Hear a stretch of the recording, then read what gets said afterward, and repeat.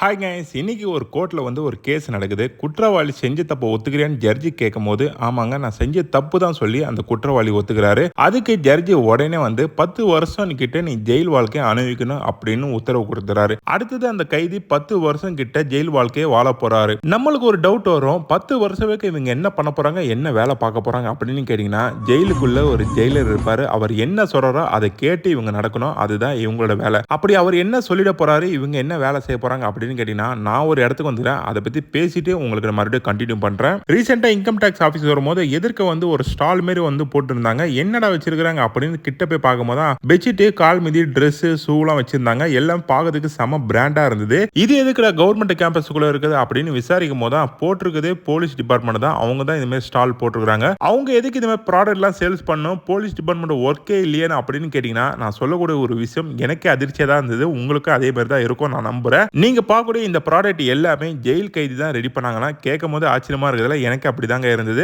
இந்த ப்ராடக்ட் எல்லாமே பிராண்டடுக்கு ஈக்குவலா இருக்கும். ரேட்டை கேட்டா ரொம்பவே கம்மி தாங்க, அஃபோர்டபுள் பிரைஸ் தான். அதுல முக்கியமானது இந்த ஷூ தான். அதெல்லாம் ரேட்டை கேட்கும் போது 900 சொன்னாங்க. ஆச்சரியப்பட்டேன், என்னங்க பிராண்டடுமே இருக்குது, இது 900 சொல்றீங்களா அப்படின்னு கேட்டா, ஆமாங்க இது ஃபுல்லாவே ரேட் கொஞ்சம் கம்மி தான், நல்லாவே இருக்கும், குவாலிட்டி வைஸ் செம்ம சூப்பரா இருக்கும் சொன்னாங்க. நீங்களும் இதுமே பர்ச்சேஸ் பண்ணணும்னு நினைச்சீங்கன்னா டைரக்டா இன்கம் டாக்ஸ் ஆஃபீஸ் வரக்கூடாது. இதுக்கு ஹெட் ஆஃபீஸ் எக்மோர்ல இருக்குது. நீங்க அங்க போய் விசிட் பண்ணி பாருங்க. ஞாயிற்றுக்கிழமை மட்டும் ஹெட் ஆஃபீஸ் லீவு, அதை மட்டும் நோட் பண்ணி வச்சுக்கோங்க. ஜெயில் வாழ்க்கை ரொம்ப ஈஸி இல்லைங்க, வெளி உலகத்தை நீங்க பார்க்க முடியாது, அதை நோட் பண்ணி வச்சுக்கோங்க. இந்த வீடியோ பிடிச்சா லைக் பண்ணுங்க. Okay friend, bye bye.